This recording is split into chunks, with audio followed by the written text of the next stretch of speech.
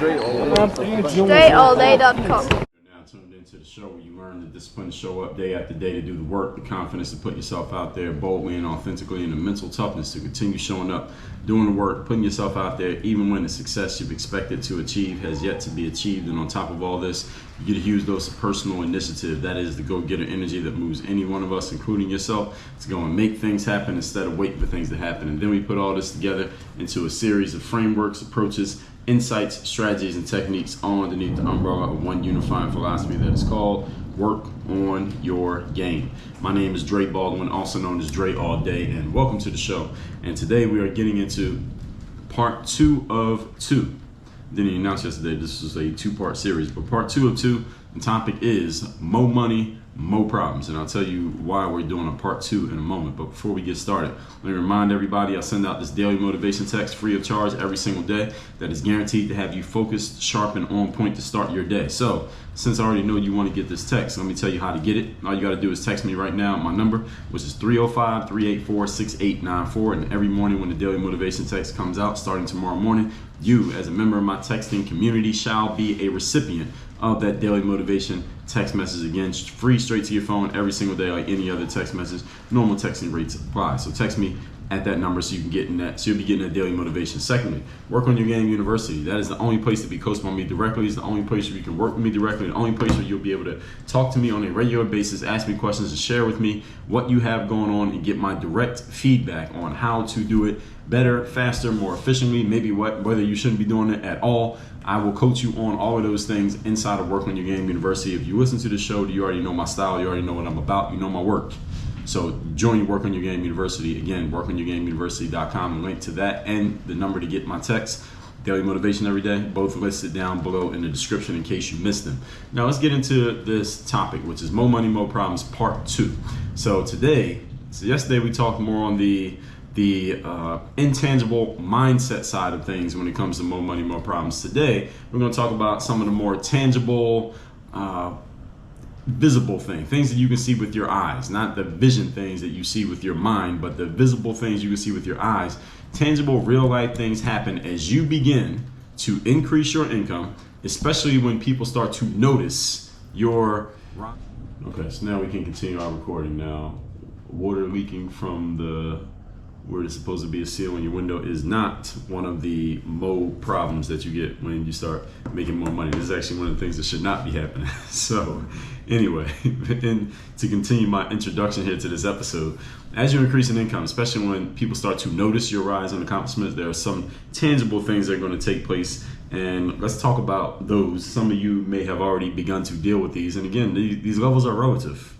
These are relative. So for some of you, this might not start happening until you started earning $250,000 a year. But for some of you, this can start happening when you start earning $65,000 a year, depending on your associates, depending on who you're around, and both your and their relative expectations when it comes to finances. So again, this is not about a certain dollar amount. It is about your relative money relative to the people you're around and relative to what you are used to and relative to what they are used to. So all of this is part of it. So let's get into it. Point number 1. Topic once again is More Money, More Problems, part 2. Number 1, you become a target for people who want an easy payday. This can be several different types of people. So in the internet world, people who want an easy payday and try to steal it from you are called hackers. So any of you who's ever had your identity stolen and someone went and opened a credit card under your name, or they hacked into your bank account and stole some money from you, or they told you that you are the long lost cousin of some prince from Arabia and you got $25 million waiting for you. You just got to put in your bank card and we'll wire it to you, and they end up stealing $75 from you. All right, these are hackers. In the internet world, they just call these people hackers. They hack into stuff, or with your help, they hack into stuff. And sometimes without your help, they hack into stuff and try to steal from you without actually putting in the work. They try to get something for nothing. Sometimes we call them scammers. Now, yes, some hackers and scammers go after everybody. Sometimes you get hacked and scammed even when you don't have that much money. And some of them even go after poor people, because the poor people may be the most desperate for an easy payday. However, there are also hackers and scammers who go after the people who have more money because they got more money. There's a guy who once got caught after robbing several banks. And he was a professional bank robber. And when the police finally caught him and questioned him, they asked the man, hey, why did you decide to rob so many banks? And his answer was, because that's where the money is. All right, so sometimes hackers and scammers just go after people who have money, who appear to be spending a good amount of money. Let's go after them because at least we know they got some. So if you want to rob somebody, at least rob somebody who has some money so you get something out of it. So when you start stepping up your level of income production, you will start to draw people to you who want a piece of what you've created, the same way that a picnic basket draws ants. And some of these people want to get it from you by asking you for it. Some people will beg you for it. Some people will try to swindle you out of it. Some people will try to just steal it from you without you even knowing. Some people will try to bully you out of it. They can do this maybe through the legal system by suing you for something that doesn't make any sense. You see this happen a lot of times with people who are very well known, like publicly noted, and publicly noted for their fame and publicly noted for their income. They'll get sued for random things and they end up paying people off just to make them go away. This happens a lot with people when you become really, really well known and people know that you made a lot of money. So this is the kind of thing that happens. This is one of the first things that happens once you start generating income. Now, again, this is not something that should make you not want to make money. Just something for you to keep in mind and understand as part of the game. So if you want to live in South Florida, for example, like I do, then part of the game is you're going to have hot and humid days, and you're also going to get random rainstorms on those same hot and humid days. Like right now, there's a random rainstorm happening in South Florida. I think this is remnants of maybe some type of tropical storm system that might be coming through. I don't know. You never know in South Florida. I don't even pay attention to it anymore. I just know that when you get hot and humid days here, every once in a while you're going to get a random rain shower at any random point in the day. It just happens. That's part of the game. It's the trade-off of living here. You live in Colorado, for example, which is a beautiful place. Part of the game is it's going to snow. All right, you pretty much can expect it. So no matter where you go in life, no matter what you do, there is some trade-off that comes with it that you might not be so happy about. But understand that there is no perfect scenario. There are no perfect scenarios, only trade-offs. So always keep this in mind in life. I talked about this in episode number 2174. No perfect scenarios, only trade-offs. Accept it. Do not run away from it, because no matter where you run, there's a trade-off over there too. Point number 2. Today's topic, once again, is Mo Money, Mo Problems, Part 2. You become the savior for people who have not done what you've done and are hoping that you can help them in ways that they either cannot or have not or will not help themselves. This is usually what happens when you're the person who is making the most money. So you didn't just increase your income, because you can increase your income and there could still be other people around you who are making more money than you. But when you increase your income and you become the highest earning person in your circle of associates, that could be within your friends, it could be in your community, it could be amongst your family, whatever it is, and it's known, like you're the person, you're the guy, you're the girl who's making more than everybody else. You could, this doesn't always happen, but you could become the savior in the eyes of everyone else. You're the savior for people who have not done what you've done, and they are hoping or will come to hope that you can help them in ways that they have not helped themselves for whatever reason.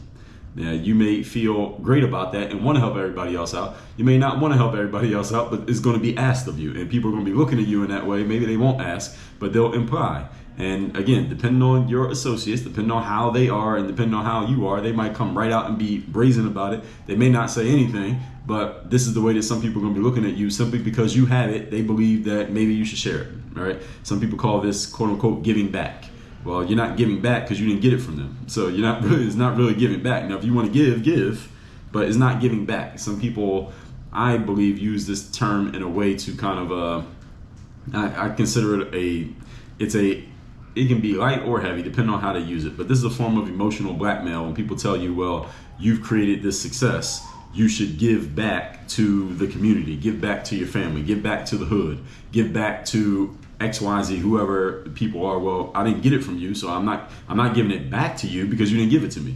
So how is this giving back? It's not giving back, it's just giving. If I want to give, I'll give, but don't try to blackmail me into making me feel like I'm doing something wrong emotionally by not giving something to you that I didn't get from you in the first place. But that's not exactly the topic here today, but I want to make sure that I'm on a record with that for those of you who have ever been emotionally blackmailed by somebody who says you need to give back, as if, again, what you had came from them when it clearly did not. So these people could be family members. They want you to help them out, and either you will or you won't, but you will be asked. Okay, some of you will be asked for this. Some of you, it will be implied. For some of you, it may even be demanded, depending on who you're around, depending on who your people are. Guaranteed, this is going to happen on some level. Now, some of these people may be friends. They may be people in your audience. They may be people in your community. They may be work colleagues who have watched your growth over time and watch their non-growth at the same time. Maybe it'll be strangers who claim to know you from somewhere. All right, the long-lost cousins, or again, your third cousin who's a prince in Namibia, and there's $30 million waiting for you if you just respond to this email. So all of these things happen as your level of production and resources increase, and is multiplied. This is multiplied when your success is publicly noted. As your resources increase, this is going to happen because the people close to you and around you can see and feel that your game has stepped up. And this is multiplied by 10, 20, and 100 if your success is publicly noted, meaning people who don't even know you know about it. Now, if only the people who know you know about it, it's still going to happen, but it's even more when people who don't know you know about it. That means, like, if you're just a name, like you're a Googleable individual. And I don't mean Googleable like, not, anybody on the internet can be Googled, but I mean Googleable meaning people who have never met you, never heard of you, never even been to the town that you live in, that you lived in your whole life. They know your name for whatever reason. That's what I mean when I say publicly noted. And publicly noted also can be within the realm of where you are. Like, you may not be known in LA, but you're a big star in your town in North Dakota where you live. Everybody knows you there, and they got a pretty good idea of where you're at compared to where they are. That is public as well. And it also can be within your realm, within your field, within your space. In your industry, you might be the person. Like, you might be a nobody when you walk into Walmart, but when you go to the local anesthesia doctors conference, if there even is one, or the equivalent of that, you're a superstar because everybody knows you in that space. So that can be public as well. So your success can be publicly noted just within your circle. Now, while this does, that success being publicly noted, it does give you a certain amount of influence and power because now everybody knows your name. I mean, that's worth something. And it can be a boost to your ego, definitely is a boost to your ego. It can also be a burden because now you either have to tell a bunch of people no because everybody's asking you for something. Everybody's coming to you with their hands out, which can strain relations, or you could take on the responsibility of doing things for people that they did not or cannot do for themselves, and now you're responsible for taking on that burden that, hey, maybe you just didn't want to take on in the first place. Maybe you just didn't want to deal with that. But because you didn't say no, or you decided to say yes, now you got to deal with that. So again, more money, more problems. You got to deal with this. All right, people are coming to you asking for stuff. You either got to tell them no, or you don't tell them no, which means they're going to either keep asking or you are going to do something that maybe you just didn't want to do. So this is the game. Again, no perfect scenarios, only trade-offs. Point number 3. Today's topic, once again, is more money, more problems, part 2. Your influence increases, which means you have more eyeballs on you. When you're an influential person, more people notice you, more people pay attention to you, more people are listening to, reading, and watching what you have to say. And thus, you have more potential for reach. What you do and communicate reaches more people because of your level of influence. And with that comes what? More scrutiny. More people noticing means you also will get more people disagreeing. More people hearing you means more people will not like what they heard. More people reading means more people will not like what you had to say. So this is the trade-off of the game. As your influence increases, you will get more, some people like to call these haters. So whatever words you want to use, you're going to get more of this as you have more influence. It's a double-edged sword. So having attention on you can be a great thing because you can leverage that attention to create more power, status, fame, and you can even create more resources because you have resources. And this is usually how it works in life. The more you have of something, the more of it finds its way to you, even when you're not trying to get it. The more money you have, the easier it is to make money, simply because you're not chasing money. Therefore, money is attracted to you because you're not chasing after it. People who chase after money usually have a hard time catching it.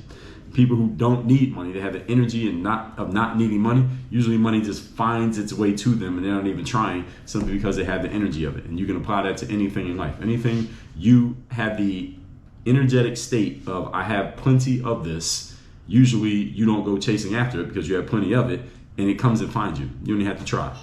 So we are in an economy that is driven by attention. This is show business. Whoever puts on the best show gets the business. I talked about this in episode number 1547. You are in show business. However, when you are putting on a show, understand that the trade-off of that show is that you are asking for attention. And not all the attention that you asked for and shall receive, it may not be the kind of attention that you want. Even though you asked for it, it might not be the kind of attention that you want, but you got it. Why? Because the things that you did were asking for attention, directly or indirectly. When you're putting on a show, you're directly asking for attention, whether you think you are or not. And because you drew attention, you will be scrutinized more. You will have a number of, if you like to call them haters, I don't really like to use that term, but all you understand what it means. You have a certain number of haters. For every number of admirers, you're going to get a hater. And you will know that many people are watching you just because of the success you created, not necessarily because of what specifically you did to create that success. In other words, if you're the most famous author in the world, there are people who will be paying attention to things that you do, even if they don't read books.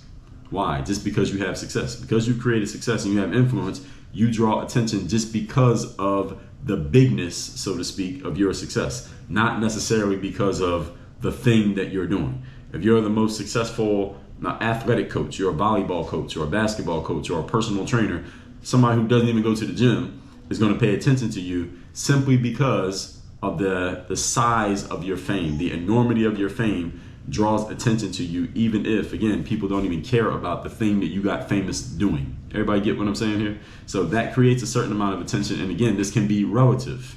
So if you're the football coach on a college campus, somebody who doesn't even care about sports will be paying attention to you just because you're the football. Somebody who works there, they'll be paying attention to you even if they don't care about football, just because you're the football coach. And the football coach is a big deal on that campus. You get attention from people who don't care about sports just because of your status, because of your influence and the position and the influence that position comes with. Does everybody get what I'm saying here? So you draw attention from people who, again, otherwise would not even give a damn about what you're doing. They're watching you just because of the influence that comes with it. So success in itself draws attention. I saw a quote from Jay-Z once, and he talked about this. He said, people just respect big. They respect success. They don't even have to like the thing that you're doing or even care about the thing that you're doing, but when they know that you've created a certain amount of success, you will have their attention. So Jay-Z got famous through making rap music. People who don't even like rap music pay attention to Jay-Z because he's Jay-Z. Point number 4. Today's topic, once again, is Mo Money, Mo Problems, Part 2. As such, with all this said, you become a target, possible target, of resentment from those who have not achieved what you have achieved. This is going to happen. So we mentioned haters in point number 3. You will be resented by some people just because of the success that you've created. They may not be out loud about it. They can resent you. Somebody can resent you quietly. They can just have quiet resentment for you just because of what you created relative to what they have created. Now, some of these people who are watching you will be admirers of your accomplishments, and some of them will hate your accomplishments because your accomplishments are a reflection of their lack of accomplishments. That's what a hater is. A person who they're really a fan, but they're confused about it because what you've done makes them reflect on what they haven't done. And some of these people who resent you the most may be those who start out at the same place as you, at the same time as you, yet you have risen above them, maybe even far above them, and they resent the difference between where they are versus where you are. This comes with the territory of creating success because everybody started somewhere. All of us started somewhere. And some of us started further ahead than others, but all of us, wherever we started, there's someone else who started at that same spot as you, and everybody doesn't end up at the same spot, even though you started at the same spot as somebody. You get what I'm saying? Not everybody's going to make it. I mean, this comes with the territory of creating success, that you must leave some people behind in order for you to become successful. For you to get to your highest level of success, there's some people you must leave behind because not everybody's going to be on the path of success. Not everybody chooses that path. I talked about this in episode 1549, why some old friends become old friends. If you didn't listen to that episode, again, it's 1549, and you can listen to every episode in the history of the show by going to workonyourgamepodcast.com. Not everybody's going to make it. And those who don't make it could see you as a sign of what they could have been. They don't have to look at you that way, but they could. Now, they could choose to do the work. They could look at you and where you're at and say, damn, person X, that's you, got to this level, damn, that's impressive what they did. Let me do the work to get to where they are. Let me start listening to the Work on Your Game podcast so I can get to the level that they are. Dre Baldwin could probably help me. But it is much easier for someone to just pull you down mentally, at least in their own minds, instead of doing the work. And how they do this is by conjuring a negative story about you and how you got to where you are. The story does not have to be true. It just has to be true to them. And again, we usually call these people, if they make themselves known, we call them haters.